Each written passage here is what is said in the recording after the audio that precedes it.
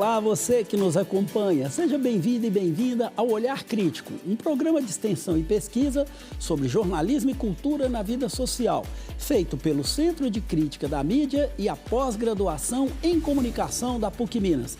Eu sou Hércio Sena e estou acompanhado pela professora e pesquisadora Nara Escabim. Olá, Nara. Olá, Hércio. Olá, Zé. E olá também a quem nos acompanha de casa. Eu também estou acompanhado pelo professor e pesquisador José Milton Santos. Olá, Zé. Olá, Hércio. Olá, Nara. E um grande olá aos nossos telespectadores. No programa de hoje abordaremos a cobertura dos grandes jornais brasileiros sobre a operação policial nas favelas do Rio de Janeiro.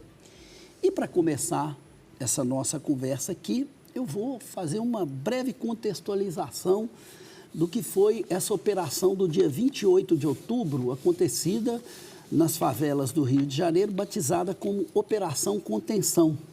Essa operação ocorre nas favelas do Alemão e da Penha, deixando um saldo de 125 mortos. A reportagem da revista Piauí, ela trouxe um texto do Bruno Paes Manso, que é um jornalista e pesquisador com vários trabalhos importantes, tanto sobre milícias quanto sobre facções. E uma das coisas que me chamou a atenção nessa reportagem é que o Bruno vai dizer o seguinte: olha, em 40 anos de operação, esse tipo de investida da polícia nas favelas sequer diminuiu a força local dessas facções e desses grupos que atuam lá. Então, com o quadro de um crime hoje, né, de uma organização criminosa que tem uma dimensão nacionalizada e uma estrutura que é capilar e horizontalizada, esse tipo de ataque ele deixa de fazer sentido, porque ele não consegue impedir a atuação do crime organizado e nem diminuir a força desse crime nos locais onde ele atua. Ele vai colocar, então, uma coisa que está praticamente no debate, inclusive reverberado pelas próprias autoridades, que um ataque eficiente ao crime organizado, ele dependeria fundamentalmente de uma asfixia financeira desses grupos e de uma interdição do fluxo de negócios dele. Se isso não acontecer, o problema permanece. Então, o Bruno, de uma maneira muito interessante, ele vai dizer que a ação da polícia foi como mirar no vazio, na medida em que ela não atinge o objetivo principal dela. E mostra a fragilidade das instituições políticas brasileiras tentando enfrentar essa estrutura num alvo direcionado, mas numa estrutura que é horizontal e capilar. Portanto, ele não vai ser atingido. Bom, cabe ressaltar ainda que a gente tem um contexto político que está inserido nesse ataque também. Para a gente ter uma ideia, no dia 26/10, no domingo, portanto, 2 dias antes da operação, o presidente Lula se encontra com o presidente Donald Trump, revertendo um dos trunfos que a extrema-direita tem no debate político pré-eleitoral. Portanto, a ação disso, 2 dias depois, recoloca a pauta da extrema-direita de combate ao crime organizado de uma maneira violenta como uma questão e uma bandeira importante para ressituar essa extrema-direita no debate político. Paralela a isso, a gente observa a impopularidade do governador Cláudio Castro, que já na sua eleição, na última eleição que teve, usou desse artifício de uma ação espetacular e violenta contra o crime organizado para se projetar na cena política. Então tem esse. Foi eleito em primeiro turno. Exatamente. Não é em 2022, quer dizer, teve ali um resultado, né, em termos de popularidade, um resultado eleitoral. Parece que, o que a gente observa, parece que a receita, então, se repete para ele se recolocar com força no cenário político. E ele quer disputar o Senado. Quer disputar o Senado, portanto, ele precisa de uma projeção estadual forte, né? para se colocar com uma... E, ao mesmo tempo, ter um sucessor indicado por ele, capaz de ajudar também a campanha dele no Senado. Então, a gente observa que o jogo político também está por trás dessas ações, dessa operação nas favelas do Rio de Janeiro. E como desdobramento, e aí que eu acho que a gente pode também, em algum momento, voltar aqui nesse debate, né? A extrema-direita, no Congresso Nacional, ela busca também dar consequência, né? Evidentemente, a partir da forma com que eles veem esse tipo de ação, tentando classificar as facções criminosas como terroristas. E até então, a gente observa que, de uma certa forma, essa operação conseguiu ter alguns apoios importantes, inclusive da mídia comercial. Mas, nesse caso especificamente, eles já começam a ter, vamos dizer, aí, conflitos mesmo nesse campo onde se atua mais ou menos em bloco.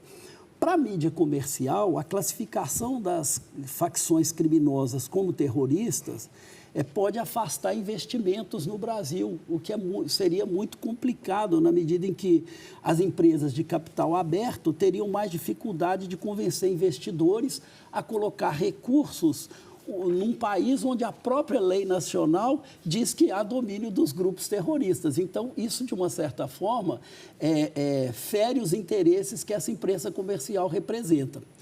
Mas o mais grave nisso, que me chama a atenção, é que isso abre brecha para que, na medida em que você classifica determinadas regiões do país e com atuação e predomínio de grupos terroristas, você autoriza o próprio governo dos Estados Unidos, que tem uma legislação própria de combate ao terrorismo, que autoriza eles a interferir em áreas que estariam sob jurisdição brasileira. No momento em que esse é um ponto importante do discurso do Donald Trump, né? Então, o combate ao narcotráfico, e que a gente está vendo já isso acontecer, né? A partir da designação de facções, uma facção mexicana, uma facção venezuelana, no início do ano, né? Como grupos terroristas, a gente já está vendo intervenções militares dos Estados Unidos. E seria, nesse sentido, Nara e Zé, um golpe na soberania brasileira. Então, assim, até mesmo os grandes jornais, né, acham que é um passo a mais, além do tradicional entreguismo que as políticas desses jornais, desses grupos econômicos, historicamente fizeram no Brasil. Então, esse é um ponto que a gente pode pensar um pouco mais. Mas, como o nosso movimento aqui também, né, visa trazer essa discussão também a partir desse olhar dos meios de comunicação, eu queria que você colocasse, Nara, para a gente quais foram os argumentos apresentados pela gestão Cláudio Castro para justificar esse tipo de operação no Rio de Janeiro e como que esses argumentos repercutiram na imprensa comercial. Bom, vamos lá então, Hércio. O argumento geral, como a gente sabe, é, né, o do combate ao crime organizado, especialmente a facção Comando Vermelho, né? Então, ele diz que está atuando contra a expansão territorial do Comando Vermelho, né? Contra as barricadas criadas pelo Comando Vermelho. Então, ele tem feito falas, né, o Cláudio Castro, nesse sentido. Né? Então, ele vai apontar que a operação seria uma medida necessária e eficiente contra a expansão territorial, essa atuação territorial do Comando Vermelho. A gente sabe que o Comando Vermelho é uma facção que, diferentemente, por exemplo, do PCC, né, o primeiro comando da capital, tem uma atuação muito baseada no domínio dos territórios, né? Então, e na condução de atividades econômicas ilegais nesses territórios controlados. Embora, como você apontou muito bem, a partir da reportagem do Bruno Paes Manso, né, vários especialistas têm apontado no debate público que esse tipo de operação militar, operação, né, policial, de fato, não desmobiliza a rede de negócios de uma facção como o Comando Vermelho. Esses soldados rasos do crime, né, que são mortos nas operações, que portam fuzis, eles não importam, eles não têm ali um impacto, essas mortes, né? Claro, do ponto de vista da condução dos negócios do Comando Vermelho, isso não tem impacto algum. Então, eles são descartáveis até para essas facções. Claro, né? Com certeza. Então, né, essa que é a questão. Do ponto de vista dos negócios, isso não tem nenhum impacto. Do ponto de vista humano é um desastre, mas do ponto de vista dos negócios, não. Então, assim, a gente vê que esse argumento do Cláudio Castro é um argumento, por vários motivos que você apontou muito bem, né, Hércio, que não se sustenta, na verdade.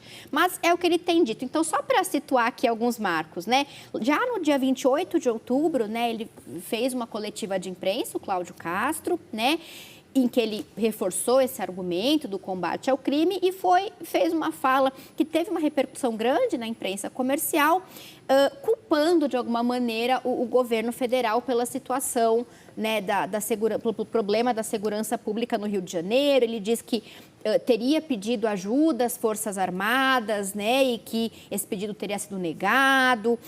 Ele questiona a atuação também do STF, né, particularmente na discussão da DPF, chamada DPF das favelas, né, cujo julgamento teve início esse ano, né, em março desse ano. Então, ele fez ali uma fala em que, de alguma maneira, ele culpa também esferas do Poder Federal, tanto do Judiciário quanto do Executivo. Isso teve uma repercussão grande na imprensa. Eu diria que talvez esse enfrentamento assim, em relação ao governo federal, né, o governo federal, o Executivo, mas também ao STF, eu diria que foi talvez o elemento que teve uma repercussão maior na cobertura jornalística. Bom, nós vamos seguir com esse debate daqui a pouco. Vamos para um rápido intervalo e voltamos já.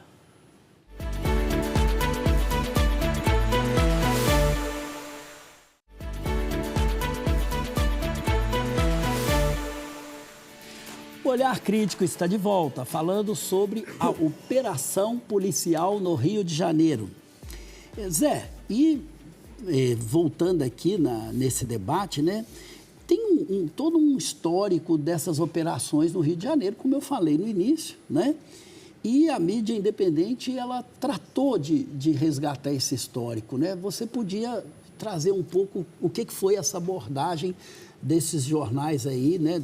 Pelo menos dos principais, da mídia independente ou alternativa, como alguns chamam. Bom, os principais veículos da mídia independente, como TV ICL, TV GGN, TV 247, Revista Fórum, Brasil de Fato, trabalharam com uma mesma fonte, que é o Grupo de Estudos dos Novos Ilegalismos da Universidade Federal Fluminense. E a Universidade Federal, esse grupo da Universidade Federal Fluminense vem fazendo essa estatística desde 1989. O que ficou constatado é que das 4 operações mais letais que já ocorreram nesse período, 3 foram durante o governo do Cláudio Castro, sendo essa última, né, nos complexos Alemão e Penha, com 125 mortes. Depois vem Jacarezinho, em maio de 2021, com 28 mortes. E Vila Cruzeiro, em maio de 2022, com 24 mortos. Nós vemos o seguinte, que no ranking das 10 operações mais letais, 4 foram realizadas no Complexo do Alemão.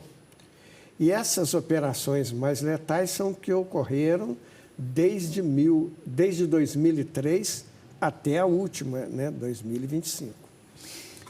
E outro dado importante desse grupo, né, que é o GNI-UFFF, é que desde que Castro assumiu o governo em fins de agosto de 2020, as operações deixaram um total de 1.886 mortos.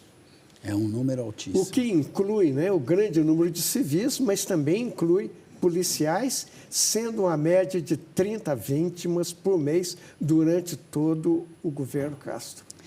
Zé, e continuando aí, né, nesse trabalho, desse levantamento que você fez, como que a cobertura, né, dos principais veículos da mídia independente tratou desse acontecimento? Esse acontecimento foi amplamente contemplado por todos os principais veículos da mídia independente. Alguns chegaram a dedicar, né, o seu programa mais de noticiário totalmente a esse acontecimento, né? Então, nós vamos, por exemplo, ver o seguinte: nós tivemos que a maioria entrevistou tanto especialistas como o Cacá e Antônio Carlos de Almeida, né, que vai dizer a violência é uma atitude pensada de Cláudio Castro para fazer política. Teve também uma entrevista muito importante do Garotinho na TV GGN, que foi repercutida em várias outras, onde ele dá uma entrevista... O ex-governador do Rio. Exatamente, Antônio Garotinho, ex-governador do Rio de Janeiro, que, segundo a TV GGN, ele revela os subterrâneos do massacre do Rio de Janeiro. Nós temos, por exemplo, também as entrevistas do Glauber Braga, deputado estadual do PSOL, onde ele diz, né, é revoltante, a chacina no Rio não resolve nada na redução da violência. O outro deputado, o Boulos, do PSOL de São Paulo, ele vai fazer uma crítica ainda mais severa e recebeu uma réplica do Cláudio Castro, que disse: Boulos é um paspalhão. E o Boulos responde através do DCM, o Diário do Centro do Mundo. O verdadeiro paspalhão é quem governa o Estado, afundado em corrupção, milícias e desgoverno. Nós temos, por exemplo, um especialista em segurança pública, Luiz Eduardo Soares, que participou do primeiro governo Lula, também entrevistado por vários veículos. Ele diz que o narcotráfico tem o domínio do território e o domínio das armas. Ele vai também ressaltar que parte dessa crise é devido à degradação policial e ao crescimento das milícias. Nós temos outro especialista, que é o Benedito Mariano, ex-ouvidor da Secretaria de Segurança Pública de São Paulo, né? Ele diz que a solução não é fácil, porque ela implica em que esses estados reformulem a política de segurança. E, no caso do Rio, colocar todas as forças policiais sob o comando da Secretaria de Segurança Pública. Porque lá a Polícia Civil tem uma secretaria, Polícia Militar tem outra secretaria, além de ter também uma Secretaria de Segurança Pública que não coordena nada.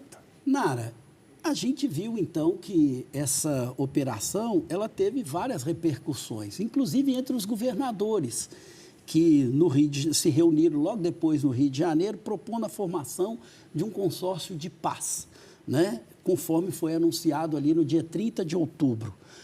Quais seriam, então, as propostas de segurança pública que esse grupo de governadores fez, né? E como que essa medida que eles tomaram apareceu na cobertura da imprensa comercial? Bom, o Consórcio da Paz, né, autoproclamado Consórcio da Paz, reúne aí esses governos, na verdade, governos de extrema-direita, né, de São Paulo, Minas Gerais, Santa Catarina, Mato Grosso do Sul, Goiás, Distrito Federal, que formaram essa aliança em apoio ao Cláudio Castro, né, e alegando ali, né, o objetivo declarado do Consórcio da Paz seria prestar apoio mútuo entre esses governadores para combater o crime organizado por meio de compartilhamento de informações, apoio financeiro, algo que, na verdade, já poderia acontecer, né, entre esses governos. Inclusive, em março de 2024, governos do Sul e do Sudeste já haviam assinado um pacto de colaboração, né, para criar um gabinete comum de inteligência no combate ao crime organizado. Então, na prática, o que a gente observa é que esse autoproclamado Consórcio da Paz, ele se mostra uma plataforma, né, para a projeção de posições contrárias ao governo, às posições do governo federal na matéria de segurança pública, né? E também para que esses governadores, aí, todos eles de extrema-direita, alcancem uma projeção midiática, uma projeção midiática já pensando no contexto eleitoral de 2026. Então, até porque entre eles tem vários candidatos, né, à presidência da República. Exatamente, né? Vários candidatos à presidência da República, a outros cargos, né? Então, é um momento em que eles estão tentando disputar essa visibilidade numa esfera nacional, né? E como a gente falou inicialmente, logo depois da projeção do governo Lula, principalmente da figura do presidente, que se coloca novamente como candidato no encontro com o Donald Trump, esse é um momento e uma oportunidade desses governadores também se colocarem dentro do grupo que eles representam com uma nova plataforma que leve o governo, né, para as cordas nesse debate aí, nesse ringue da disputa presidencial. Exatamente. Né? E com um discurso de segurança pública que é muito caro à extrema-direita e que tem um apelo eleitoral muito forte, que é um discurso de endurecimento do combate ao crime organizado, né?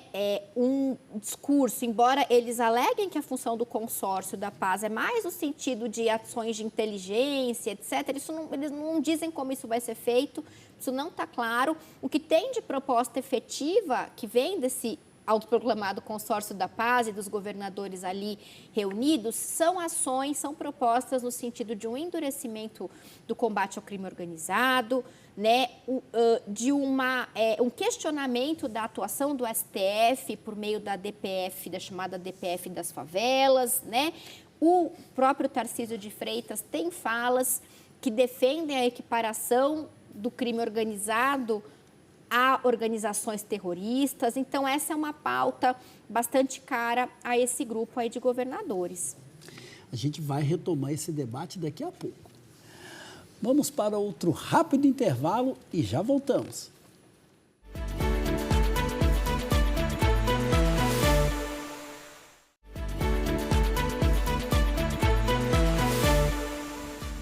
O Olhar Crítico está de volta com os professores Nara Scabin e José Milton Santos.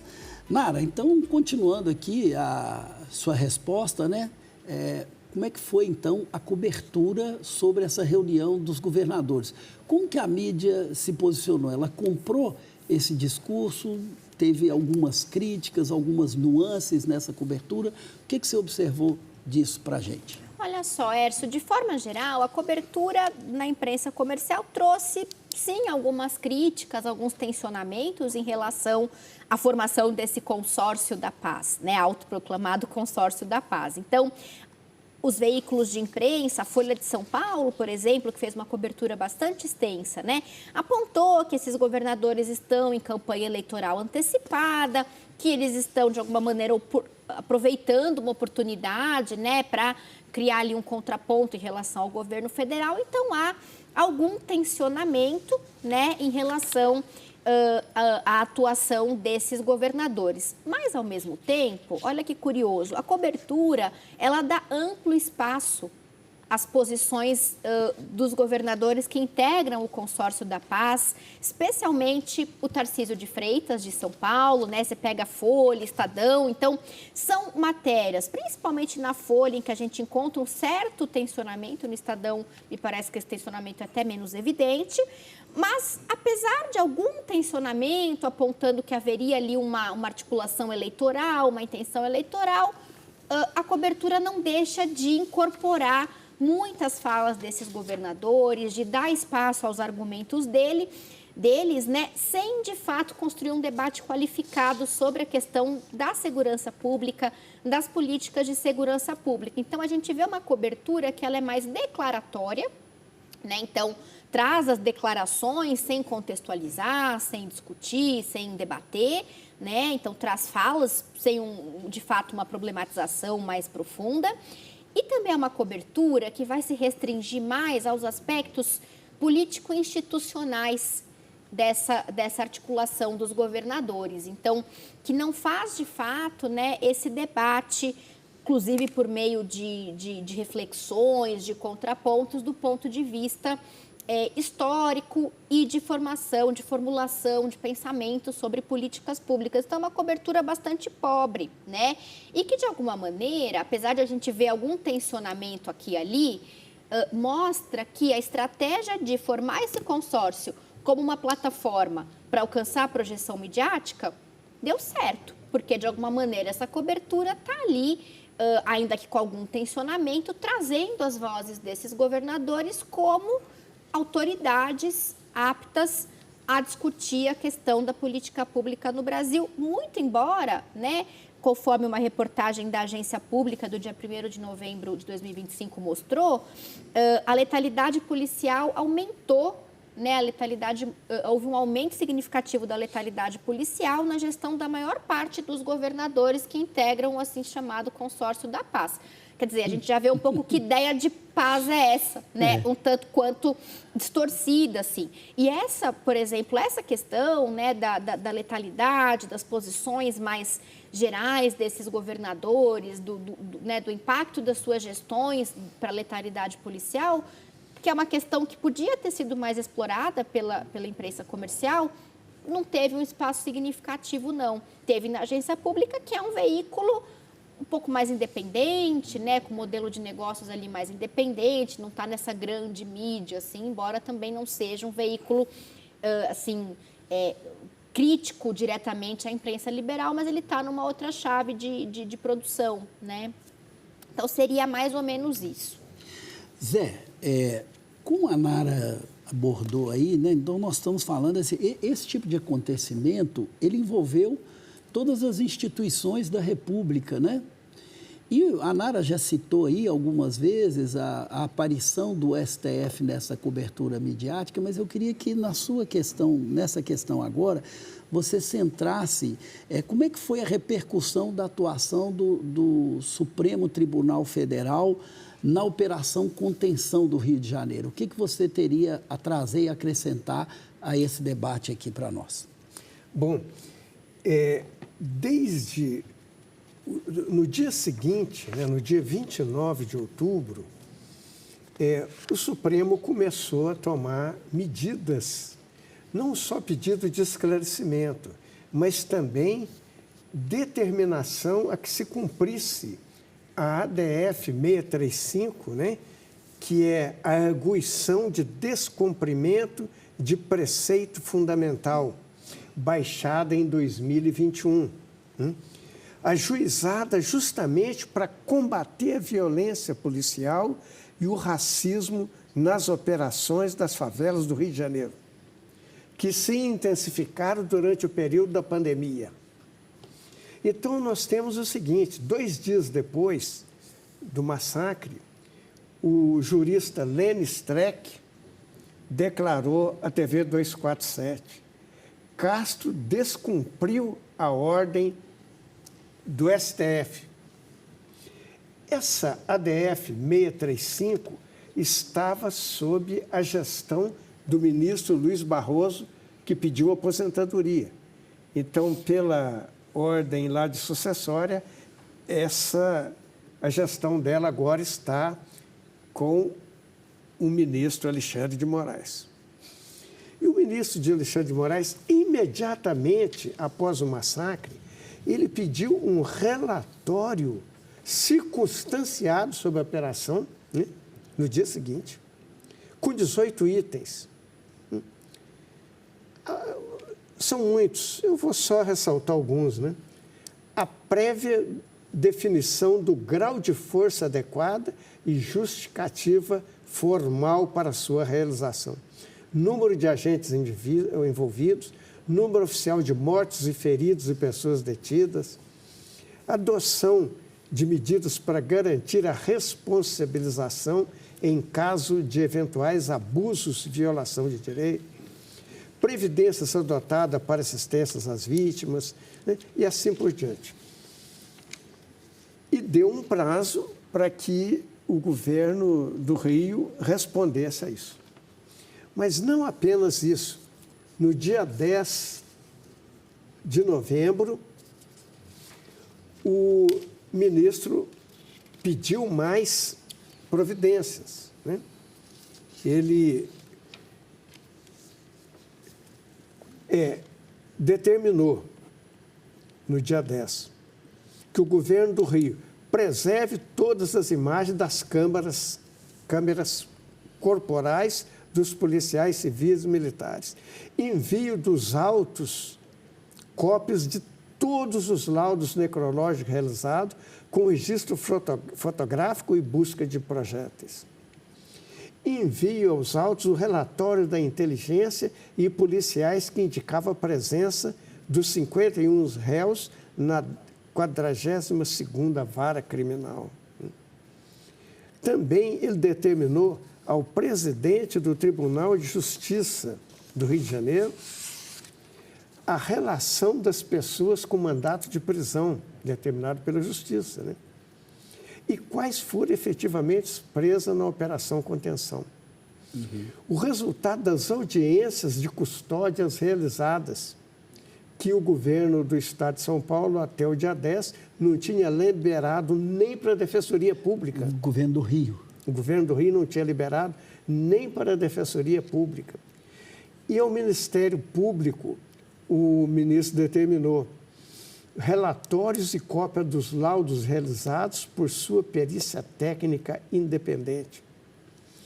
E a Defensoria Pública informe se o acesso às provas dos autos, bem como a todos os procedimentos, está sendo garantido. Óbvio que ele sabe que não está, né?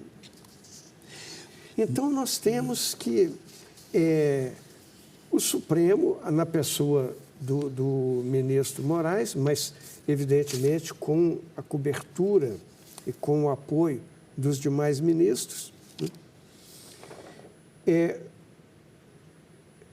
Outra coisa, no dia 7, segundo a revista Fórum, o ministro Alexandre de Moraes determinou que a Polícia Federal abra um inquérito específico para investigar lavagem de dinheiro de facções milícias e o envolvimento delas no aparato estatal do Rio de Janeiro.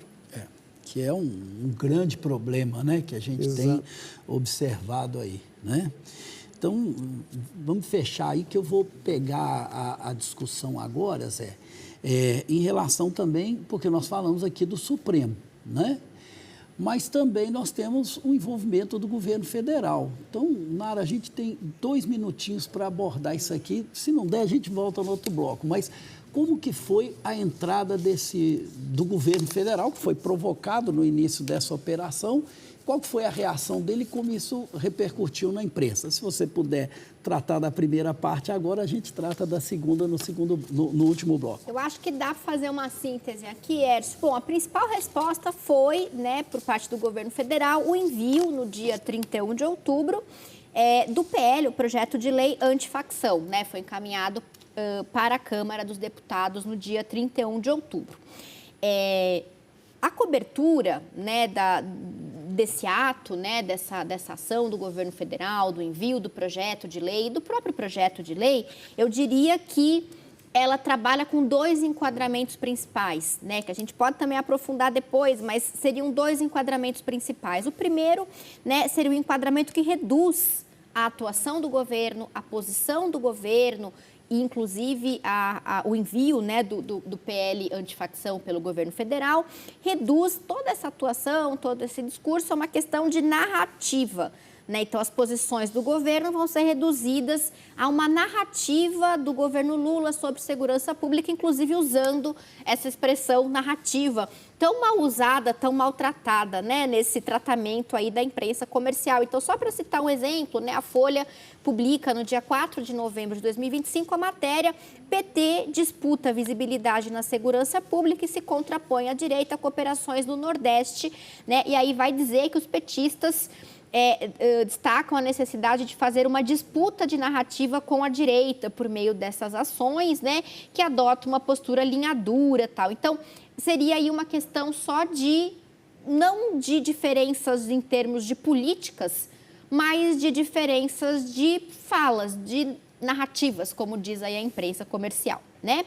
E o segundo enquadramento, ele é bem importante porque ele reduz toda a proposta do governo, a atuação do governo e o debate sobre políticas públicas de segurança pública que está no fundo, né? Vale dizer que o projeto de lei antifacção tem todo um estudo, ele é resultado de diálogos muito longos, né, muito extensos entre vários setores da polícia, da academia, né, da sociedade civil, de movimentos. Então, toda essa atuação, né, vai ser reduzida, além de uma questão de narrativa política, a uma disputa política pré-eleitoral entre o governo e a oposição.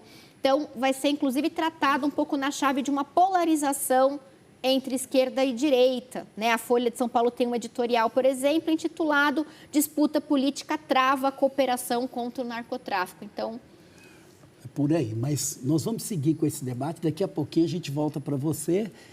Mas vamos para outro intervalo e já voltamos para o nosso último bloco.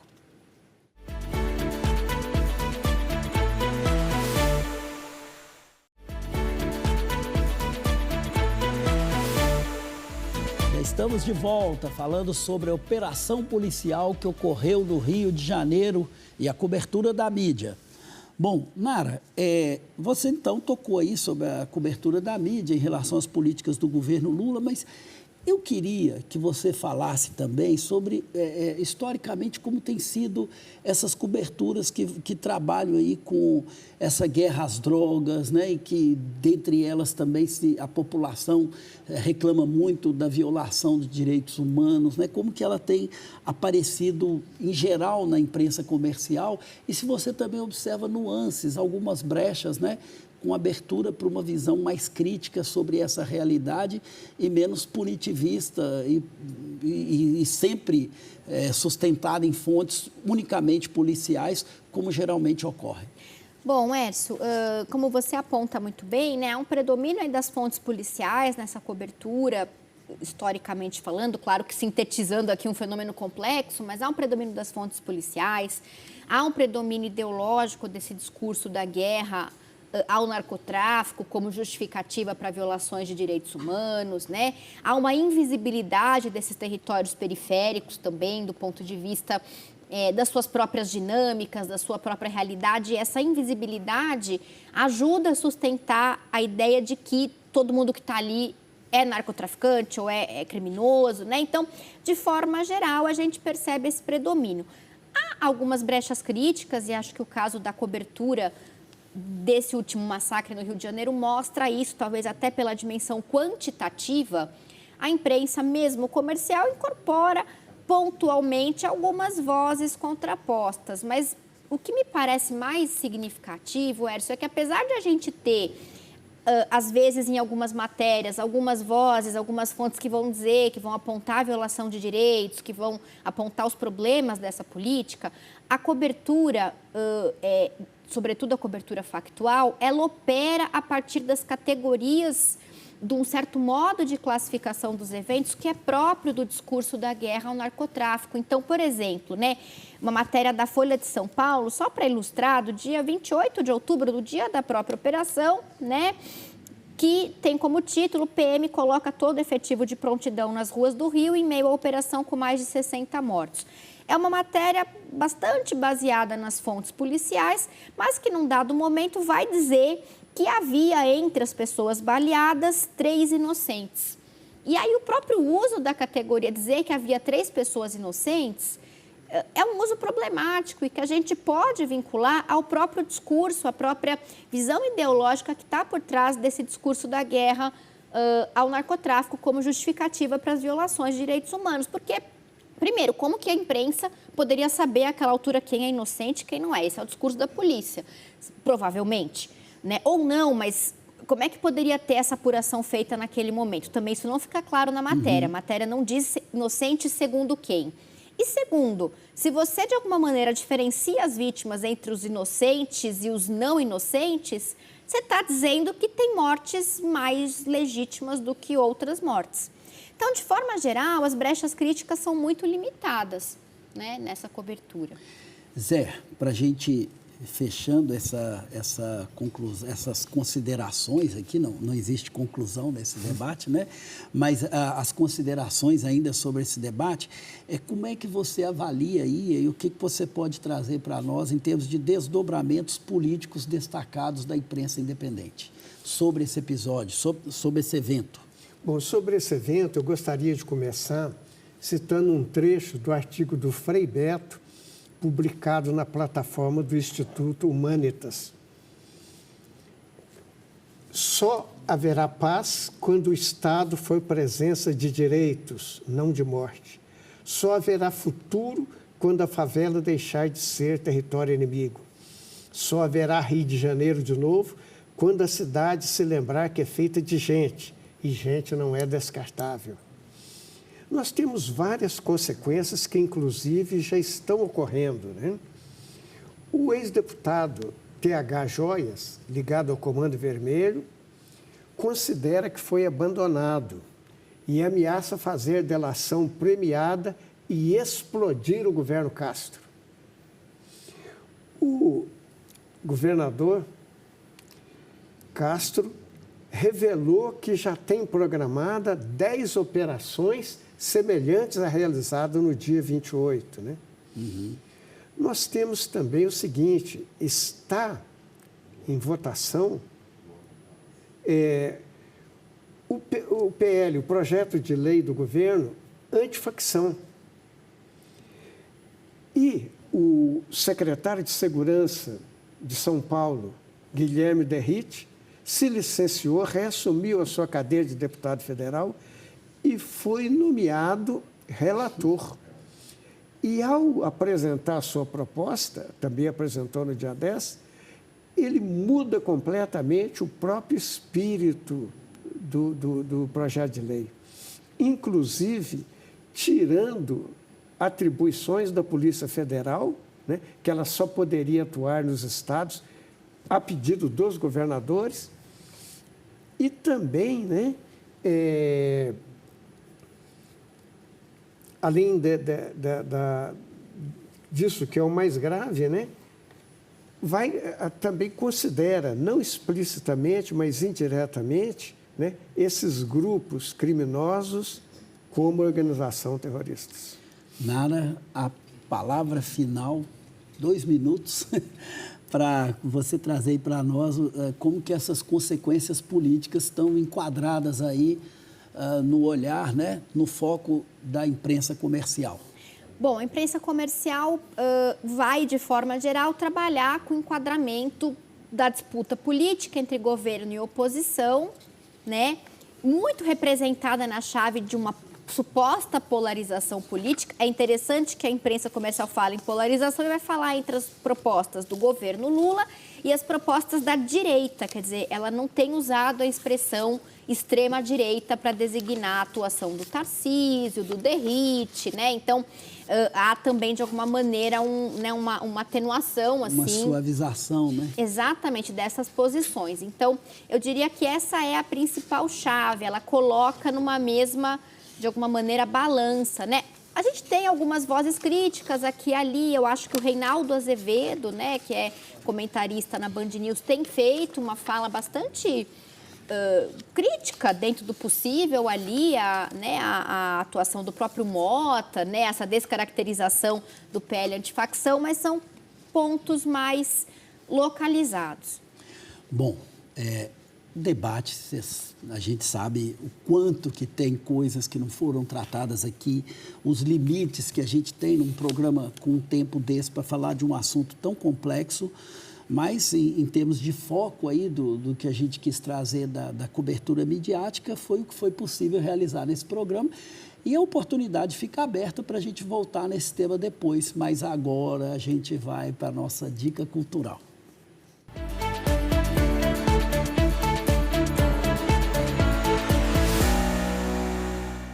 Eu começo com a minha dica cultural de hoje. Hoje eu trouxe uma dica casada com o tema, viu, gente? Eu geralmente não faço isso, não, mas hoje eu fiz. Acho que merecia. É o filme A 13ª Emenda, né? É um documentário, um filme importantíssimo, dirigido pela Ava DuVernay, esse filme é de 2016, esse filme vai trazer a opinião e análise de vários estudiosos, ativistas e políticos que analisam a relação entre a criminalização da população negra dos Estados Unidos e o boom do sistema prisional. E, gente, esse documentário é importantíssimo, ele devia ser visto por todas as pessoas, porque ele traz um debate que é o seguinte: o sistema prisional é uma questão econômica importante nos Estados Unidos, ele alimenta a economia dos Estados Unidos, e é por isso que ele cresce de maneira exponencialmente, dos anos 70 até os anos de 2016, quando esse documentário é lançado.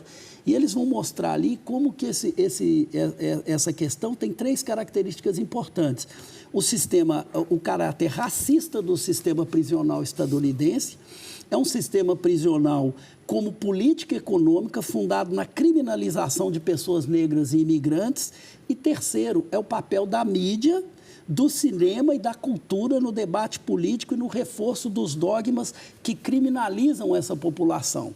Então, coisas que uma pessoa branca nos Estados Unidos jamais vai ser condenada por ela, é um crime hediondo para um imigrante ou um racista, uma pessoa da população negra, né, é considerado um crime hediondo para eles. Então, é uma forma de criminalizar essa população dentro desse sistema e transformá-la em força econômica para produção nos Estados Unidos. Vale a pena assistir, fica aí a minha dica, 13ª emenda, que é a emenda que liberta as pessoas da escravidão nos Estados Unidos, mas é o seguinte, ela diz lá no texto, olha, as pessoas não podem ser escravizadas desde que não se cometa crime. Então, se as pessoas são criminosas, elas podem ser escravizadas dentro do sistema prisional estadunidense. Vale a pena ver, fica aí a minha dica, e ele está disponível na Netflix. Nara, o que você trouxe para nós hoje? Também uma dica casada com o tema, Hércio, o livro Rota 66, a história da polícia que mata, né? Uma obra jornalística, um livro-reportagem incontornável, né? Nesse debate sobre violência policial no Brasil, publicado, primeira edição, né? Em 1992, então é um livro aí que já tem, né, mais de 30 anos da sua publicação original, mas que fez, né, o Caco Barcelos, que é o autor, fez uma investigação muito minuciosa, né, e muito inovadora, né, que revelou ali de maneira inovadora o modus operandi de um dos batalhões da Polícia Militar de São Paulo, né, a Rota, então o foco não é no Rio de Janeiro, é São Paulo, mas ele mostra que há um modus operandi da violência policial desse batalhão nas regiões periféricas e, obviamente, predominantemente negras, regiões pobres da cidade de São Paulo, da região metropolitana, e que, de alguma forma, é muito interessante isso, o livro nos mostra que esse modus operandi, que continua até hoje, como a gente está vendo, ele é herdeiro dos aparatos de repressão da ditadura militar, né? A própria Rota foi criada originalmente como um órgão de repressão na ditadura militar e ela continua, quando a ditadura oficialmente se encerra, exercendo esse tipo de violência nessas regiões periféricas. Obrigado, Nara, pela dica. Vamos ver esse livro também. Zé, a sua dica final? A minha dica é o romance Angústia, do Graciliano Ramos. Esse romance foi publicado pela primeira vez em 1936. No mesmo ano em que Graciliano, que era diretor de instrução pública de Alagoas, é demitido. No dia 3 de março deste mesmo ano, ele é preso, fica preso durante 10 meses, e nessa prisão ele jamais foi ouvido, não teve nenhuma acusação formal, não teve processo e nunca ele soube dos motivos da sua prisão. Esse romance, ele trabalha com o fluxo de consciência, que é uma espécie de diálogo interior, onde o narrador, um funcionário público, Luiz Silva, passa por uma angústia depois de cometer um assassinato e vai ao delírio.